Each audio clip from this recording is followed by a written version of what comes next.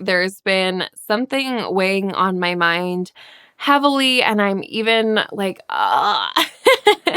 that's how I feel about talking about it today. I think it's the most beautiful thing I've ever knit. All right, well, whatever. That'll just get done when it gets to the land of the unknown.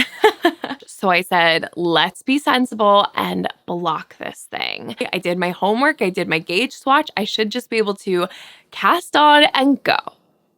Not so much.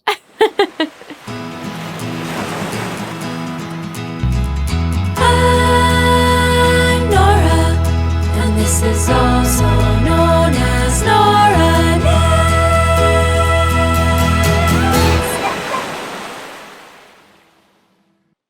Hello there, I'm Nora, and you're watching, also known as Nora Knits.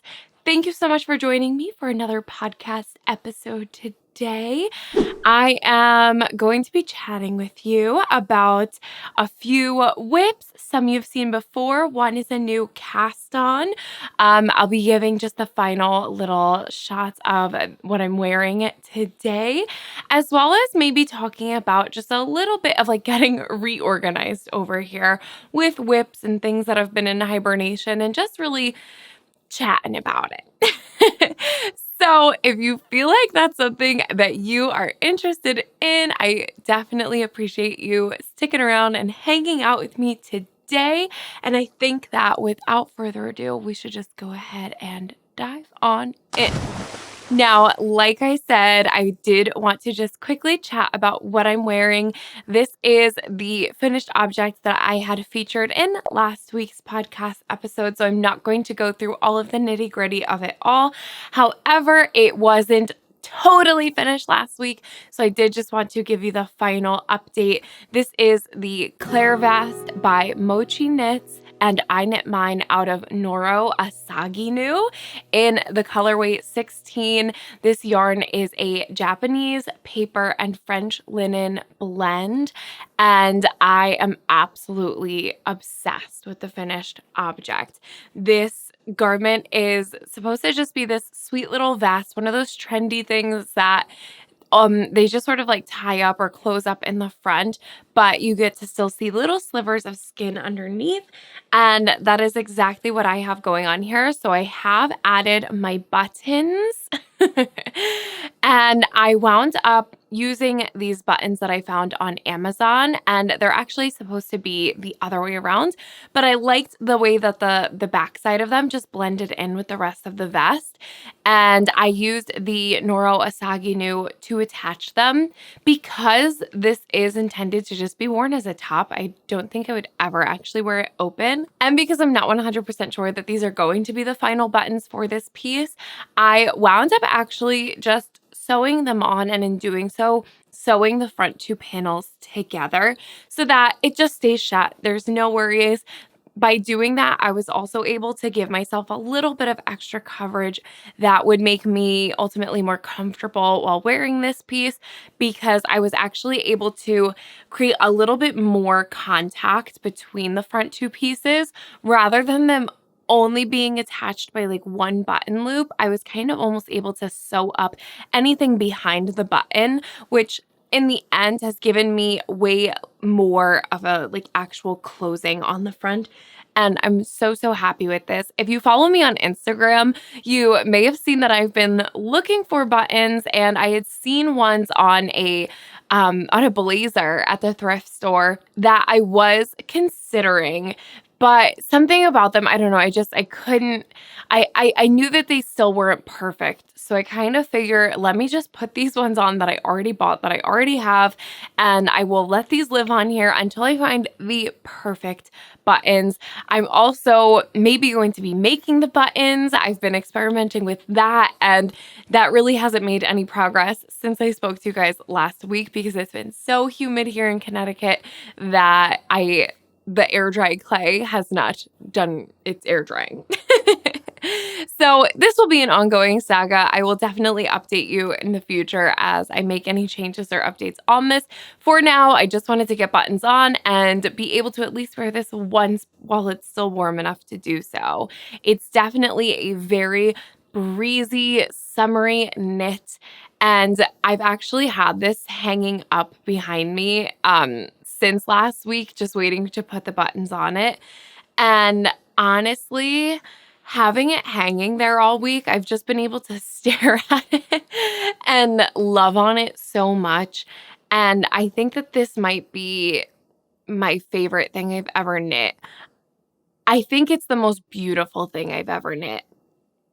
This yarn, this paper, linen construction, it just creates the most stunning fabric, and it's not something I think that I could ever capture in a video or a photo. It's really something that when you see this fabric in real life, it looks so luxurious. It's just so stunning. And I really have just been so in love with looking at it over the past week. And so I haven't yet worn it out of the house. I just put the buttons on yesterday. So hopefully I'll get a chance to wear this maybe over the weekend or something. The only thing that I wanted to point out is that since trying it on and just kind of that bit of wearing, I have noticed that the hem of this does really want to curl up because of where it's hitting me. And I think that that's just something that you have to accept when you knit a garment at this length. It's like that kind of cropped length. I really did want it to cover the waistband of my pants so that I wouldn't be showing like a ton of skin when I'm moving around in it. But because of that, it's hitting me at a point where it's just kind of hitting the top of my hips, and therefore it wants to kick out. On top of the fact that this fabric is so lightweight, and then the bind off is just like ever so slightly restricting the fabric. So all of that is creating this little bit of a curl, and I'm trying not to be too frustrated with it. But I definitely think that that is something, if you're worried about that happening, if you knit up this vest or any little garment like this, the idea I kind of had for the short rows last week would be a good way to resolve that, because it would just be making less contact with the widest parts that are causing it to flip out. So again, if you really want to know more about this, I would definitely send you over to last week's video. I just wanted to update you, and yeah, I'm very happy to be wearing it today. So I think that is all I had to say about the Clair vest. I also have not yet had the time to play around with the swatch, which I would like to at some point. Who knows when I'll get around to it, but I do want to just sort of test the durability of this yarn by putting my swatch through the wringer. Otherwise, it does say that it's a dry clean only yarn. So something to keep in mind, but certainly if you ever have the opportunity to work with this yarn, I'm in love with it. I think it's really the most beautiful thing I've ever made. So that is the Clair vest by Mochi Knits. And now let's go ahead and start talking about some WIPS. This one's actually kind of funny because I really thought this would be done by this week, and it is not. So that is my Tulsa tank by Rebecca Clow. I have knit, so this pattern includes 3 different necklines as well as 2 different weights of yarn. And my version is the front of the cami and the back of the vest, and they're both in the DK weight. And I have knit this up on some cotton yarn that I had thrifted. It's a mercerized cotton, and the brand is called Alina. And it is this really beautiful grapey sort of color. I really love this color. So last week we were just waiting for this to be blocked. It has since been blocked. Let me go ahead and throw it on the hanger. Here we have her. Thank you guys so much for helping me name the hanger. There were so many funny suggestions, and what I settled on I think is going to be Helena, and mostly because I want to say Helena the hanger. So thank you guys for contributing to my fun little game with that. Can I scooch her in a little bit? I might have to scooch over a tiny bit.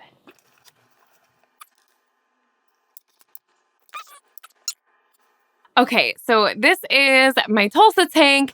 Like I said, over the past week, it had been blocking, and that was all after the whole thing had been blocked. The saga, I feel like I've gone through this story so many times. I knit this, I finished it, I had done it with the bust shaping. I figured at the end that I did not need the bust shaping. So after it was all blocked, said and done, I ripped it back to about here, at which point I knit the rest without the bust shaping. I am knitting this in the size 4 and I'm knitting it on 4.5 millimeter needles. So since last week, it has been blocked, the whole thing. And after it blocked, I was basically just assessing whether or not I wanted to add any finishing to the edges. The cami version, so the one with the V-neck, it does not have any finishes. You're slipping the edges and it's supposed to just have that very simple edge. Something that I've just learned about myself in the past year is I just don't like a raw edge. It's not for me. Maybe the situation will arise when I think it foots the bill, but a lot of the time I find that for me personally, it looks a little bit unfinished. There's a hair on my face. I could feel it. Got it. Okay. So after it had finished blocking, I tried this on and was trying to figure out if I wanted finishes and if so, what did I want? I determined that I actually don't hate it without the finishes, but the part of this that I feel like really does call for the finishes is the back,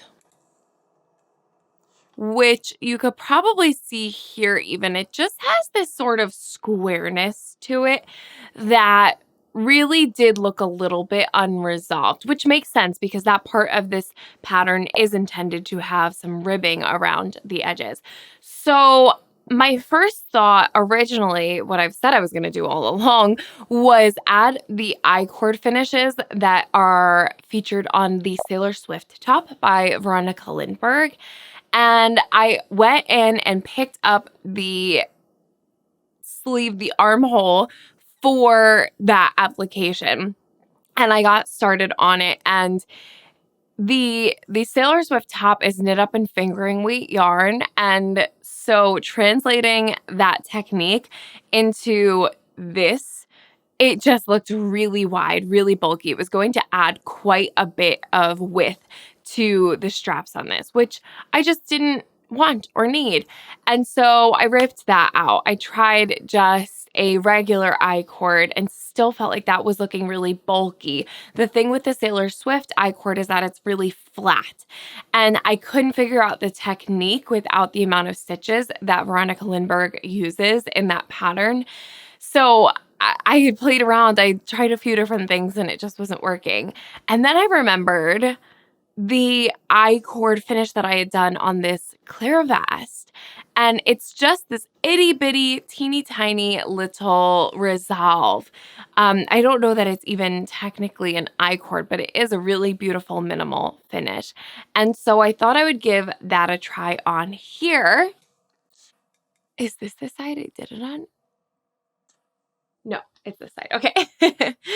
And so this armhole currently has that finish. Now, you're never going to be able to see it. I think it's one of those things that when you look at the before and after blocking pictures or videos that I should have ready for next week, you will be able to tell that it just adds this one extra stitch along the side. And so it's enough to polish it, but without adding a ton of extra bulk.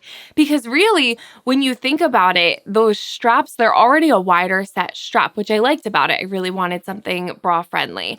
And so that was totally fine with me. But then adding on the additional like 5 stitches of I-cord, I mean, that was a lot in this weight particularly. So I think that adding on just this minimal finish that I just took right from the pattern of the Mochi Knits Clair vest, I really think that that is just the right amount of finish for this one. So the left armhole is done. I do still have to do the right armhole and then the neckline as well, which is what I'm really hoping is going to clean up that back of the neck, because if you are new here, you might not know that I plan to wear this reversibly.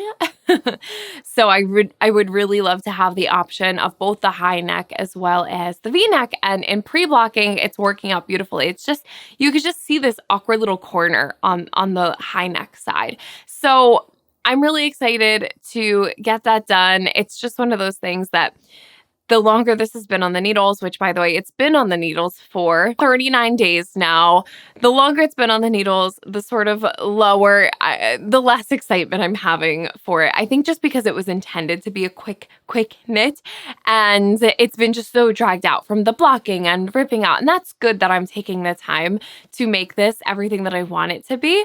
But I'm sure you can understand when I say, I'm like, oh, all right, well, whatever. That'll just get done when it gets done. I've already moved on mentally from it because it was done in my head weeks ago. So that's where we're at.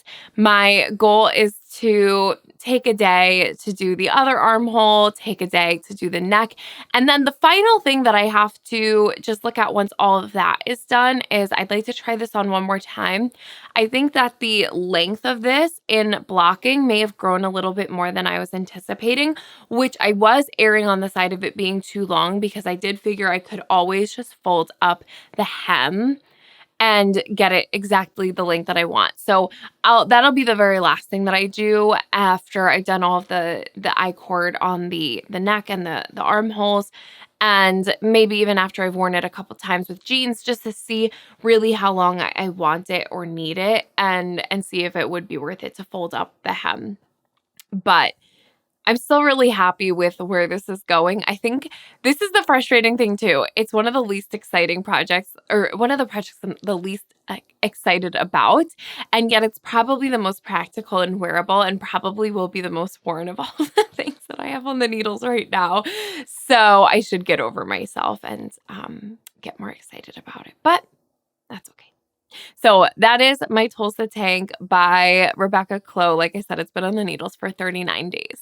While we're on the topic of Tulsas, I'm just going to breeze on by through my second Tulsa, which, since this garment is a bottom-up garment, I have not yet decided which one this is going to be. And this I am knitting in the fingering weight on some Drops Fabelle sock yarn in the red colorway. This is left over from my Christmas dress last year, and I have made very little progress on this week for good reason. You're going to see less and less of this over the next few weeks while I have a new project on the needles, but I will measure for you just how much progress I have made.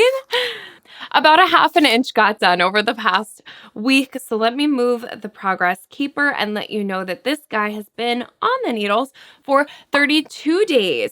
And this is just what I would consider to be my equivalent of sock knitting or hat knitting, handbag knitting, that sort of deal. And in fact, I think it's just going to go live in the handbag. I did stop because I ran out of yarn, and I pulled out the rest of this yarn that I have. So this was one ball of the Drops Fabelle. So that would be, I believe, 50 grams. And I have another full ball of that yarn left, as well as a few little scraps. So I have to weigh exactly how much I have left over, because that didn't get me quite as much length as I would have expected. I'm also knitting this one in the size 4, and I did not gauge swatch. But as of right now, this is about 5.5 inches long. So I definitely will need to just make sure I have a plan for the rest of it. I think it's just going to wind up being more cropped. And that's fine, because the point of this is more just to have something to knit on when I want something in the round. So I'll address that and figure that out over the next week, hopefully. But yes, second Tulsa on the needles for 32 days. Okay, now we're going to move into a little bit more of a, the land of the unknown. So last week I had mentioned that I had cast on a new project, and that is my Clematis vest. This is by Emma Mayer of Emma's Knits. And I'm just so obsessed with this little vest. I'm in my vest era. I know it's just like a lot of vests happening, but I love them. And what I really love about this one is the fact that the buttons go across the body. And I just think that that's a really fun little spunky detail. I'm really into it. And I'm knitting mine up in the Sanascarn Lena in black. Now, last week I had just cast on. So as of today, I've been working on this project for 8 days. And I literally had just done a little bit of knitting on the back last week. This design, it is, you start with the back panel and knit down, typical construction of just like starting with the back shoulder edge, knitting down to the underarm shaping, and then starting with the front panels and doing the same thing. And I did do a gauge swatch for this one. And what I found in my before and after blocking of that gauge swatch is that I got a little bit of shrinkage in the length. And so my row gauge kind of shrunk from before and after blocking. Then when it came to casting this on, I discovered that I was just 1 or 2 stitches off from the stitch gauge in that 4-inch square, which that does add up over a full circumference. And it didn't really help the fact that I fit perfectly into the measurements for the size large on this one. And then had I gone up to the extra large, even with the little discrepancy in the row gauge, I think it would just be a little bit bigger than I want it to be. So I figured I would proceed with caution and start with the large. And it's interesting because she tells you right away that if your row gauge is very different, to work to the measurement instead of the rows for that sort of back panel until you get to the underarm shaping. And so I appreciated that so much. And I actually just did the math from my blocked row gauge. How many rows should I knit to reach the inches, the actual length measurement that I needed to knit? And that was what I knit to, did the armhole shaping, just double checked it and measured things. And at this point, I had, I'll put the photo in. At this point, I had this done. I took a photo. At this point, that panel was supposed to be 22.5 centimeters. And when I measured mine, it was 26 centimeters, which is a huge difference. Now, I knew that I got that shrinkage in my swatch. So I said, let's be sensible and block this thing. And I did. Now, in my blocking, I did just give I really didn't tug on it at all, but I did pin the edges out just to make sure I was getting that full width, because I figured that that's something I would have to do in the end to meet the stitch gauge. And so this is now the blocked panel. This is fresh off the blocking mats. I had to just put this one out of my head because I was so disappointed that this project I was really excited about just right off the bat was giving me troubles when I didn't expect it to. And I just come back to this, like, you do your gauge swatch and you assume that from there, everything's going to go swimmingly and with no problems, right? Because you invested that time up front to do the gauge swatch.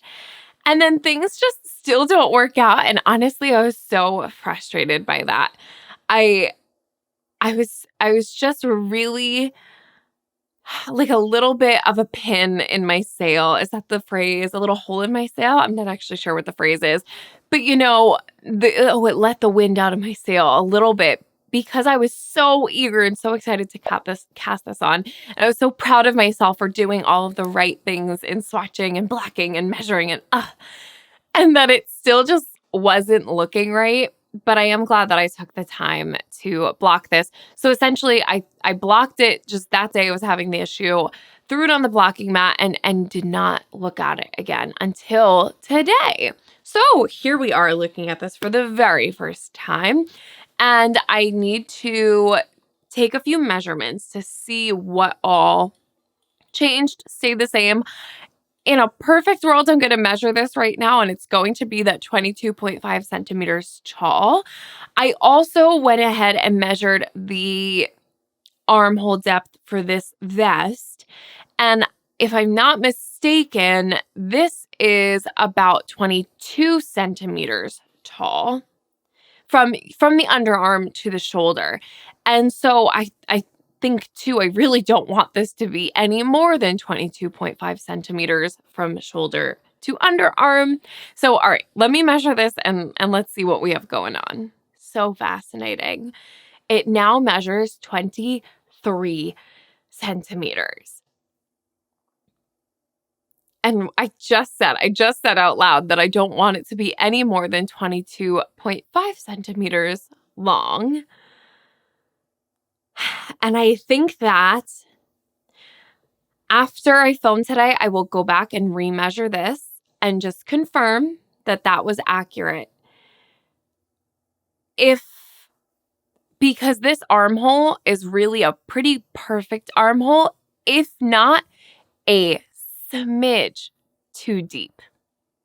So I'm going to compare to a few other things before I go ripping this back. But if I discover that the 22.5 or 22 centimeter armhole is more comfortable, I will rip back to before the armhole increases.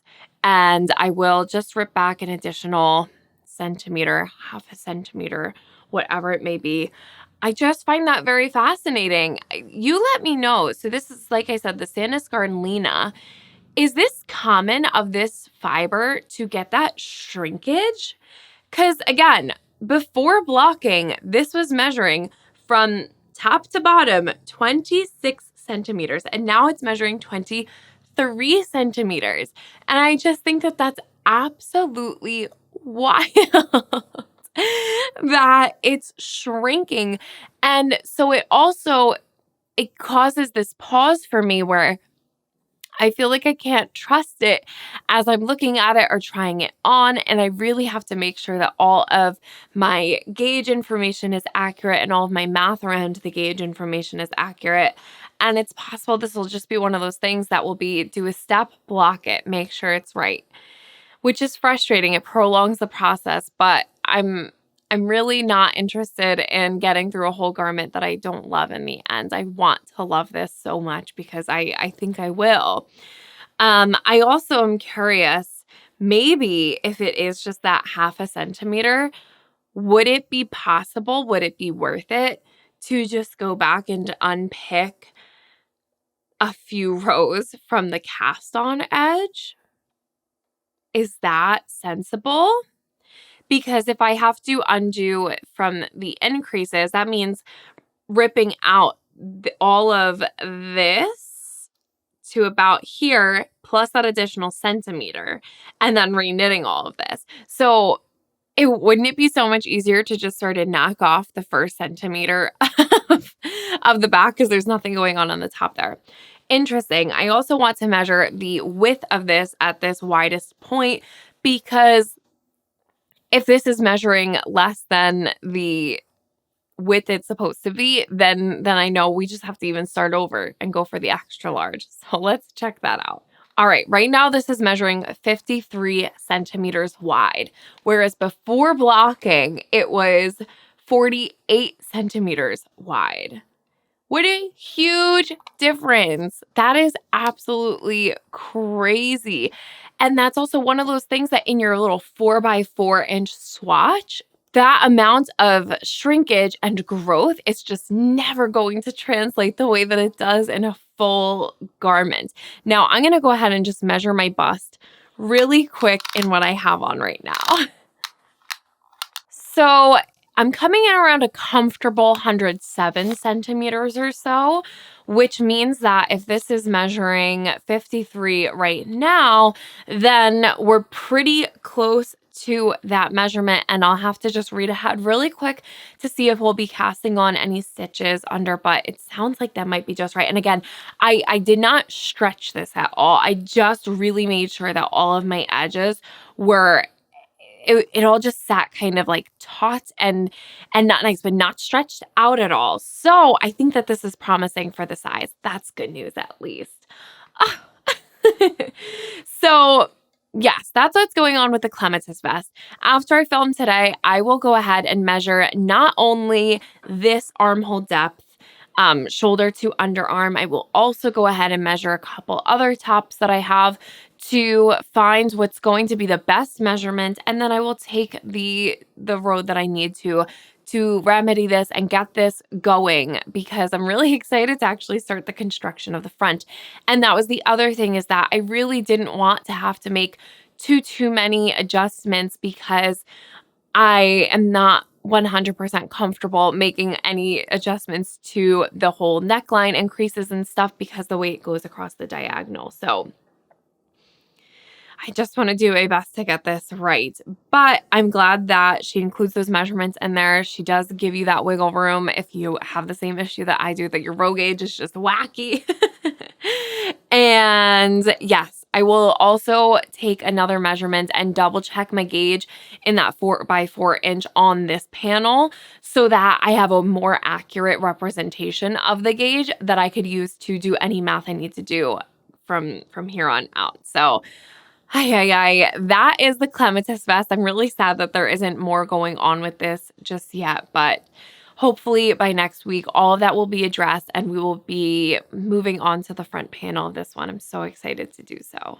All right, now for the new cast on that I have. So basically, when that just kind of wasn't working and it went to the blocking mats, and the Tulsa was still blocking at this point, I decided that I would just like to cast on my next summer knit and get that going, so that eventually this is all going to kind of come together. And this is the reason why I haven't done much work on my mindless knitting or that Tulsa tank earlier, because this is going to temporarily kind of take the place for that. And if you saw my summer knitting plans video, you will know that this was on my plans to knit, and it is the Cordelia skirt by Witchery Design. If you know how to pronounce that, please let me know. But this is part of a set. It is a striped midi skirt with another little vest, a striped one. And I decided to prioritize the skirt because I could use it as my mindless knitting once I got to the point of just knitting in the round. And so that's why that happened first. Now I'm knitting mine in Drops Belle in the colorways Black and Mint Cream. And I did my gauge swatch also for this one. My gauge came out to about 22 stitches by 31 rows, whereas the pattern gauge is about 20 stitches by 28 rows. And here we go again with another project that I really thought I'd be able to just jump in, right? I did my homework, I did my gauge swatch. I should just be able to cast on and go. Not so much. Even though my row gauge or my stitch gauge was already a few more stitches per inch than the pattern, I felt like the fabric could do with a little bit less gap in between the stitches.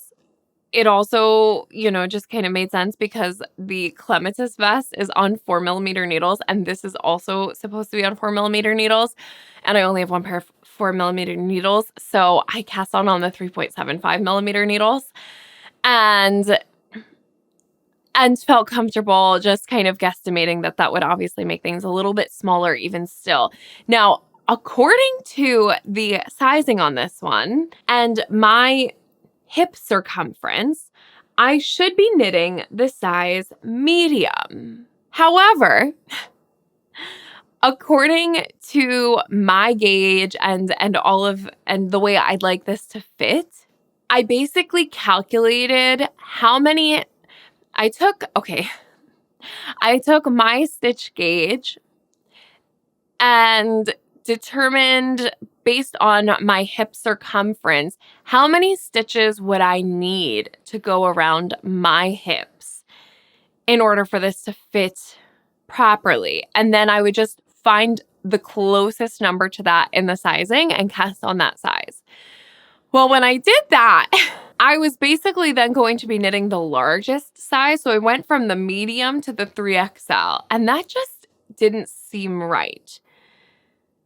But I thought, again, trust the gauge, trust the math. And I also figured I could actually just cast on however many stitches I want to for this pattern, because the pattern is literally just made up of stitch counts and points of increase, and then just like, all right, knit a tube now. So a very simple pattern. So I went with the number of stitches that I calculated for myself and cast on for the waistband with that number of stitches. You are intended to knit the waistband, fold it in half, and then insert elastic. So it should be a little bit bigger than you want it to be. And here's my waistband. So it's stockinette. There's that purl row where you could fold it. And here we have it. I cast this on with the number of stitches that I calculated based on my gauge, which corresponds to somewhere in between the 2XL and the 3XL in this pattern. And I tried this on, and it's comical. I could have fit OC in my waistband with me. So I said, all right, that wasn't right. There goes another gauge swatch that just didn't work out.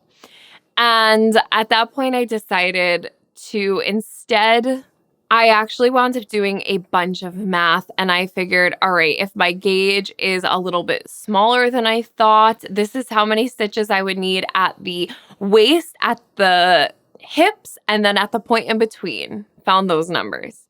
Then if my gauge winds up being a little bit smaller than that because I've dropped down my needle size now, I want these numbers of stitches at my waist, hips, the point in between. Then also, if I want an inch of positive ease on all of those, I should have this number, this number, this number. And I did all of this math for all of these different points. And I actually sat and drew on the actual pattern photos of this skirt, like exactly where I wanted all of these numbers to be. So I wound up with a range of, I would need about 205 to 224 stitches around the waist. Then at the hips, I would need somewhere around 241 to 263 stitches. So after the increasing happens. And I kind of just then went and looked at the cast on numbers plus the numbers of how many stitches you'd have after all of the increases, and kind of averaged out, settled on the size extra large for this one. And so that's what I wound up casting on. Now, you are supposed to cast on that waistband and then knit the rest of the skirt, and then the waistband gets folded over. But she even tells you in the pattern that you might as well just cast off the waistband and just sew that onto this skirt in the end. So I figured I already knit this waistband. Let me now just start knitting this skirt, and then I'll come back and knit a new waistband after the fact if this is accurate. And so I cast on the extra large and really have prioritized this knit over the past week while everything else was blocking or needing armholes or just other things. It was mindless enough that I needed it after all this other chaos. And I thought, let me just try to power through all of the increases so that this can just become my stockinette tube in the round. And that's exactly what I did. So here we have it. This has been on the needles for 6 days, and I just tried it on last night when I reached my final increase and discovered that it does in fact fit. As of right now, it basically fits like perfect. No ease, no negative ease, no positive ease. And so my goal is in blocking to get just a pinch more positive ease out of this, which I also realized that as much as I love the photos of this skirt on the model, I really didn't want mine to fit quite as snug.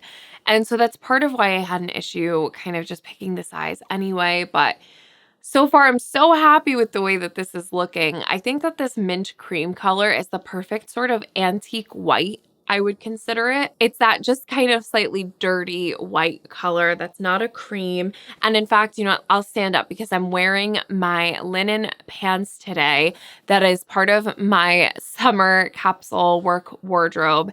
And my goal is to be able to wear it, both the skirt and the top of this, interchangeably with my linens that I have. So I want this to incorporate into my summer work wardrobe. So let me just stand up so you can see how exact this color is.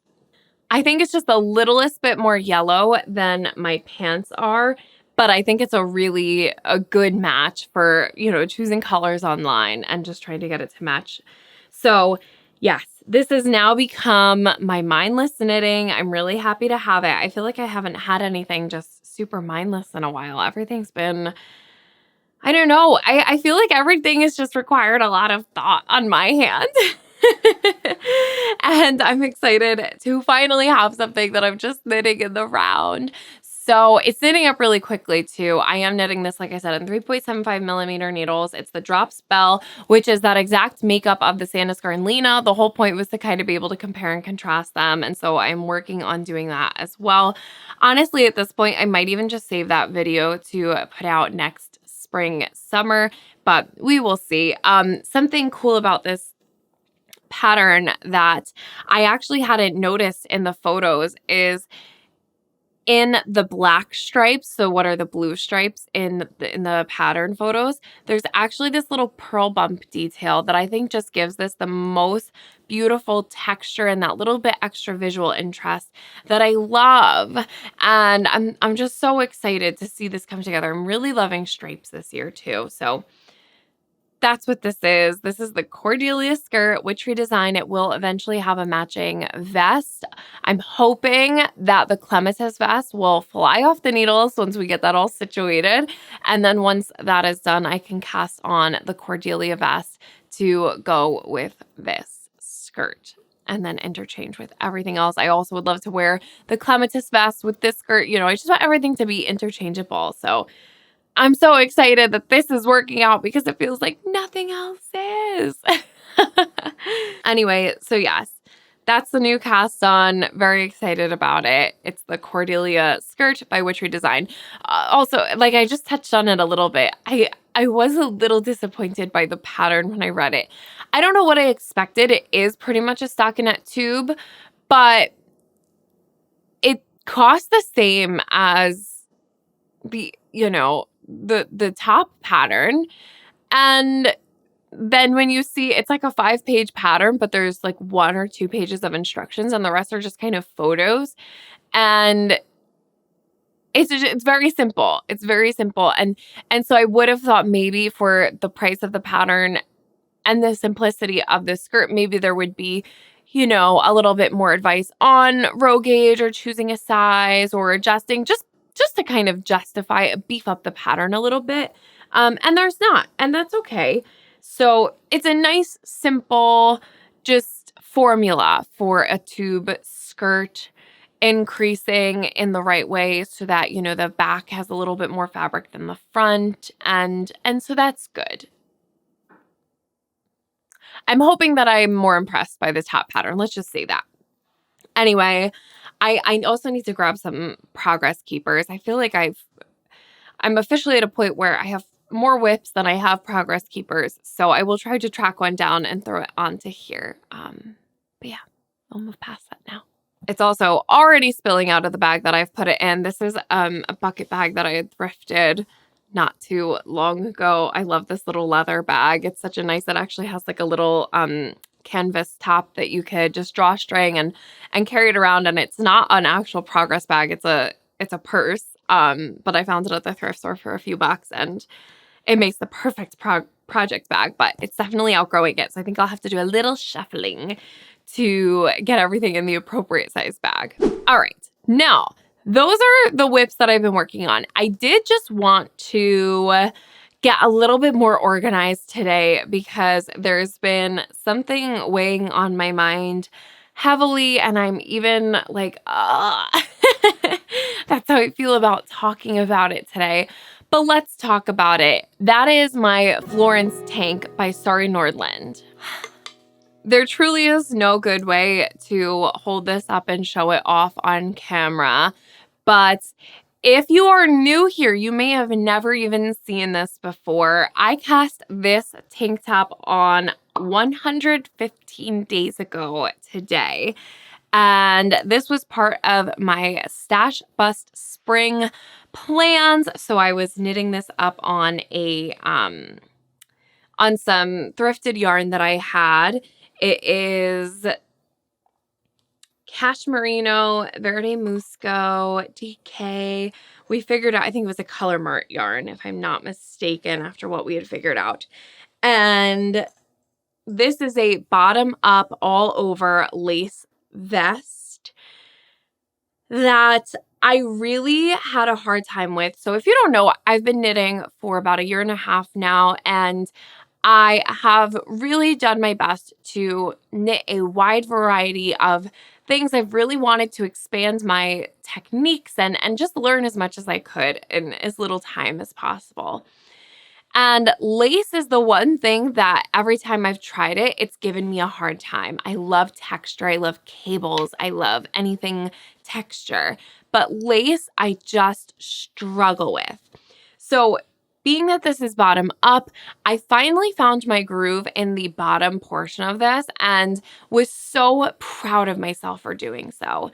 Then I hit the underarms, and it was time to decrease into what would be the front panels of this vest and then the back panel. And so really there's not much left to do. And I had done my decreasing, the first part of it, on the left panel here, and discovered that I was adding stitches back in as I was decreasing them, because the pattern tells you to stay in the lace pattern while you are doing your decreases. And with the little experience I've had, I made that very rookie mistake. And in doing so, talk about the wind being let out of your sail. It really put a damper on this project for me. Now, since making this mistake, I've actually come up with a solution on how to move forward. So the plan is to disregard this side for right now and just start fresh with the right side, at which point I'm going to take the chart and actually edit it so that I have the repeating chart in front of me and I can actually see every stitch rather than just seeing, the 10, I actually don't even remember how many stitches are in this repeat, but rather than just reading the repeat over and over, I want to actually make a huge chart where I could see every single stitch that is on my needles and therefore cross them out physically as I would cast them off or decrease, and be able to track row by row how many stitches I have on the needles. And I think that by doing that, I will be able to keep track and maintain the decreases that I'm supposed to without adding them back in the lace pattern. And then once I've built up the confidence on this side, I'll be able to think back on this side and then do the same thing, then do the back, and then it's done. All in all, there's probably a week's worth of knitting on this, but I'm just so heartbroken over it and I'm really not loving it. And it being around is giving me this anxiety. I know that it's living in the corner, and I keep saying that one of these days I'm just going to sit down and do it. And you know what? I'm not. I'm really excited about the projects that I still have left for the summer, and this is just not bringing me joy right now. But I think it could in the future. So I'm not frogging this, but I want to say officially that I am putting this away. We're going to put the pin in this one for now.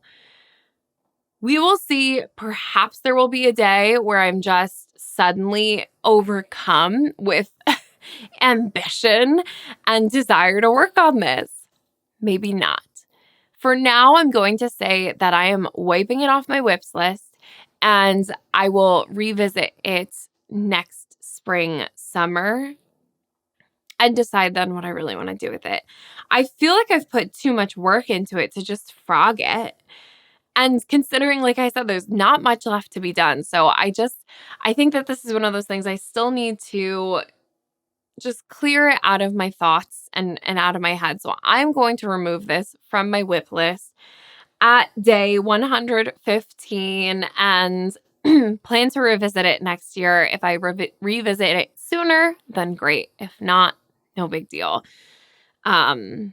So that is what is going on with the Florence tank. I'm so sorry to those of you who were so invested in this project. I really was too. And I think it just goes to show you though, I think this is the first time ever on my channel that I will be doing this, just putting a project away. And I've seen other people do it and I'm always like, wow, that was bold. You just decided you're not going to work on it anymore. And there's no point in forcing working on this, especially when there are other summer projects that I just really want done and we're ending summer now. So I don't want to spend any more time thinking about this or worrying about it. And that's okay. It's really okay. It's okay. So maybe you needed to hear that today. I'm going to breathe a huge sigh of relief because every week I swear it's been on my mind and I just don't need that like mental baggage anymore. So I will be putting all of this into a Ziploc bag and just popping it up in the yarn stash and we will see what comes of it. But that is the update currently on the Florence tank by Sorry Nordland. Another quick update is that it has been getting chillier here, which means that in the mornings when I'm going to work, I am wishing I had a nice little layering piece to keep me warm and comfy on my way to work, which is exactly the purpose of my sand cardigan by Ullin Knitwear. Now, I'm not saying that I am actively planning on working this. I have, however, just moved it into a place where it's a little bit more in my line of sight. It's really been put away because I consciously put that one away. But I am taking that out and just having it out and around. And if there's a day when I can get a few rows done on it, then great. I haven't made an official plan yet, but I just kind of want it out in the open so that I can hopefully get working on that one again too, now that the weather officially calls for it. Another one that needs, another week or so of work. No big deal. So if you have been wondering where the sand cardigan is, it will definitely be coming out sooner than later, and that's exciting to me. See, I'm so excited for that to come back into our lives, and then the Florence tank, I'm like, I'm done. But I think all of that being said, that is the official update I have for you today. What a chaotic one, huh? So yes, Tulsa tank hopefully will be done for next week. Other Tulsa tank kind of going to live in the purse, only going to make progress when it's really truly out and about and I don't have my Cordelia skirt with me. The Clematis vest, we've got to just figure out a few things and hopefully get working on that one again. And let's see what all we can get done before the end of summer. One more quick thing. I never heard from one of the winners of the giveaway, the 10K giveaway. And so I did want to go ahead and just pick a new winner to make sure that there's someone who gets to enjoy the prize. So I'm very sorry if you are just seeing this now, but it's been a couple weeks and there is a deadline on the use of the code for the Knitonomy pattern that is waiting to be given away. So I want to make sure that someone gets to use that. And so I will put on the screen right here the new winner of the final Knitonomy pattern. That is the final part of the 10K giveaway. If this is you, please go ahead and email me. My email is in the description below. And with that, you guys, if you enjoyed this video, I would so appreciate it if you would just go ahead and give it a thumbs up. If you subscribe, if you ring the bell, you're going to be notified anytime I post a new video. However, I do put up a new podcast video just like this one every Saturday morning at 9:30 a.m. Eastern Daylight Time. And with that, a big ol' thanks for watching, and I will catch you in the next one. All right, you guys. Bye.